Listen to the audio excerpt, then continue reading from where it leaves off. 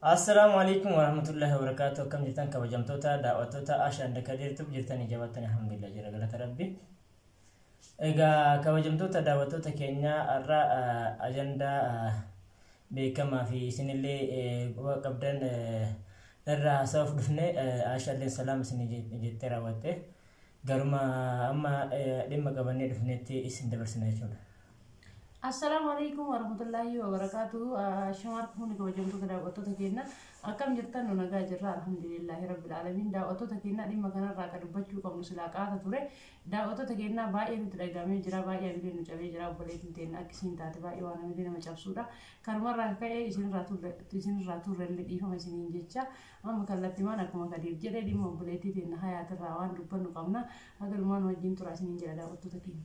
Egaa kabajamtoota daawwattoota keenya waan irraa dubbatan baay'ee jiraachuu baatu garuu ilmi namaa kun inni maal jettee Oromoon du'aan nama du'a namaa hafee jettee Oromoon.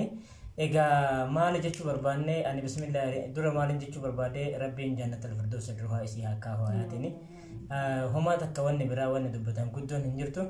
Rabbiin jannatul firdaus isii akka rabbiin itti araaramu rabbiin immoo warra isaanillee warra hafillee rabbiin isaan hasabbarsiisu haa ta'uti garuu ka taate ta'eerraa akkuma eenyumaatu osoo hin ta'in akkuma eenyumaa olitti nama jireenya ofiitiif taafataa turedha. Nama immoo maatii qabudha. Waan baay'ee gara nama nyaatatti jechaadha. Yen obboleeyyan teennaa obboleettiin teennaa yaata akkuma keenya kana miidiyaa irratti baatee nama dalagatuudha. Isin hunduyyuu ni beeytanii baay'ee nama uummata keenya biratti kabajaaf jaalala qabdudha jechuudha.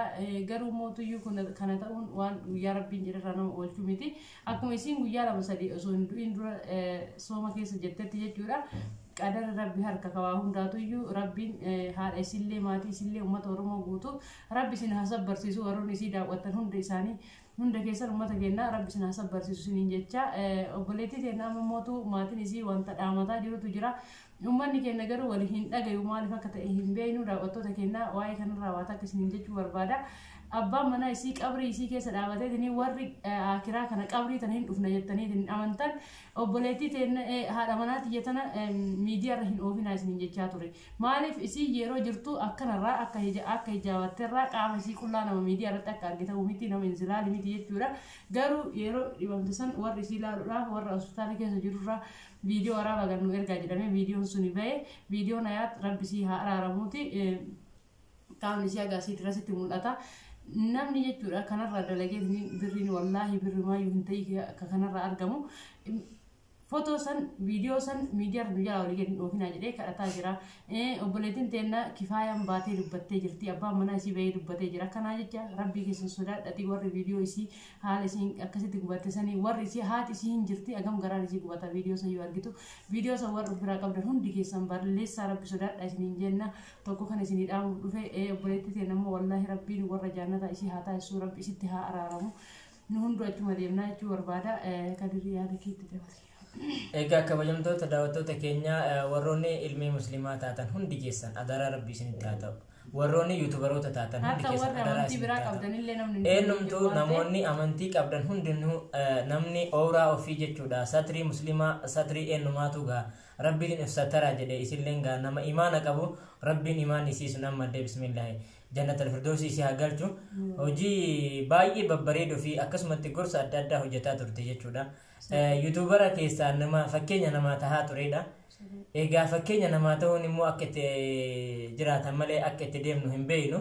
Nu hunda keenya har'a namarraa haasofna malee bornurraa haasa'uun keenya nooluu jechaadha. Gaafa taraan keenya gahe rabbiin nama karaa gaarii deemu rabbi nu haa godhu. Egaa kabajamtoota daawwattoota keenya warroonni yuutubara taatan hundi keessan adaraa wanni isiniin jennu keessa inni tokko suuraa isii jechaadha. Warroonni suuraa isii keessattuu egaa isiin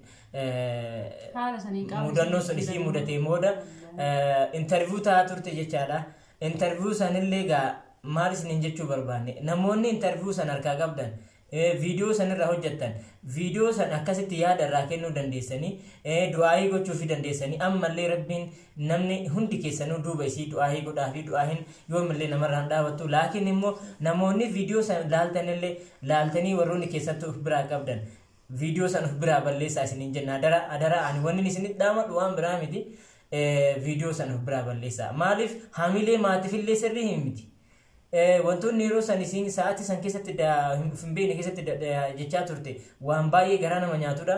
Wallahi sidii sati nummaan baay'ee nutti dhagahaman dhugaa rabbi viidiyoo san tiktook irratti argu keessi kiyya bakkaa'anii hin beeku wallahi maal jedha isiniif sun beeku baay'ee natti dhagahama baay'ee dubbachuu nan danda'u waa'ee ayaatirraa jechuudha obboleettiin rabbiin wallahi warri jaannataa si haa taasisu rabbi rahmata isiidhaa haa godhu yeroo salaatan hundaa warri isii beektan hundi keessanuu iyyuu du'aayii godhaa fi wallahi sheekkotii hundatu boo'ee waa'ee ayaatirraa rabbiin warra jaannataatirraa si haa taasisu ilmoo qabdi hayaatiin mootuu warri gargaaruu dandeettan ilmoo isii san gargaara haadha isii san gargaara isiniin jenna daawwattoota keenya dubbattee jirti eenyu haati manaa marroo shoo dubbatanii jiranii ilmoo qabdii haa gargaaru jechaa jiranii karaa isaaniitti irraan gargaaruu dandeettan waan ta'eef gargaara isiniin jedha chaanaala marroo shoo namni hin beekne jiru warroonni yamanii jiran hunduyyuu yuutubaroota beekamaadha isaanirraan gargaaruu dandeettan waan ta'eef gargaara ilmoo isiisan gargaaran hunduyyuu har'a ilmoo teenya jenna malee har'a jiruu teenya jenna malee boru bakki nu dhaynu akkuma isii kana karaan kenna kanuma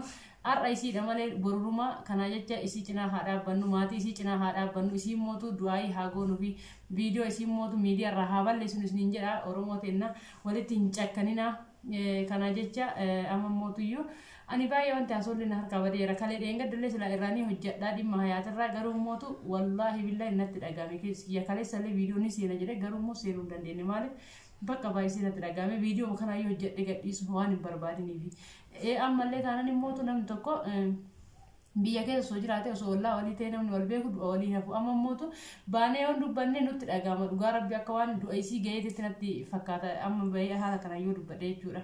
Kanaaf malee irraa fayyadamuuf miti viidiyoo kana gisee hojjedhu daawwattoota keenya walaa hubannu jechuudha namni tokko yoo du'u innuyyuu gara fuula rabbii deeme nullee deemuu kennan oolu waan ta'eef akkamitti akka irraa hojjennu beekuu qabna. Dhugaadhaa deeqaa lama daqiiqa sadii viidiyoo hojjechuu dandeenya garuu mootu ittiin fayyadamu jecha reef isii warra waraabdanii haga qabrii gadi kaa'an irratti nullee kan nu kaayan booda waan ta'eef kana beekuun dirqama wallaahi baay'ee natti dhagahama viidiyoo attan qabrii isii keessa haga seentu irratti warra waraabee gadhiifatutu jira warra daqiiqaa dheeraaf daqiiqaa takkaaf akkana jettanillee waraabuu dandeettani wallaahi baay'ee ulfaata hundumaaf rabbi nu haa qajeelchu nu hundu asirratti naaf nu rabbiin umrii nu haa dheeressuu jenna.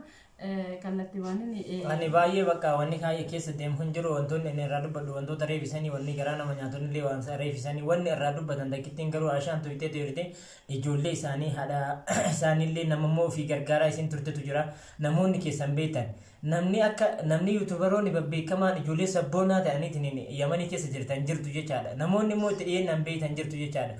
Akka nutillee akka ilmee keenyatti ilaallee haa gargaaru nullee akka mataa keenyatti afaan bichaan dubbachuu osoo hin ta'in fakkeenyaaf akka mataa kiyyaatti afaan bichaan dubbachuu osoo hin ta'in ani ilmee isii san gargaaruudhaaf kallattii kamiinuu yoo argamu taate wallaahi eeyyamamaadha jechuudha.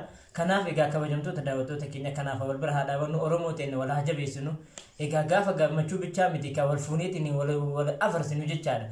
Gaafa akkanaa kanallee wal bira haa dhaabannu keessattuu haalli ustaazni sheekonni adda addaa irraa dubbatan nuti tolee jira maashaallah.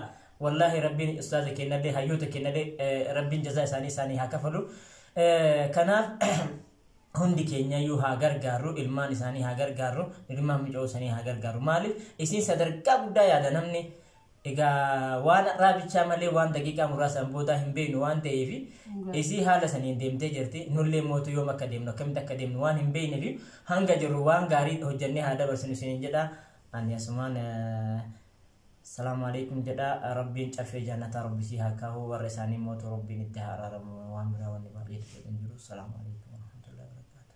هيا دعوتو تكينا نجا نوتورا هدرا كيسان فيديو سيكاسا سنجرا أمس كيا كانوا هذا يروبرا والتريبنتي نجا نوتورا السلام عليكم ورحمة الله وبركاته.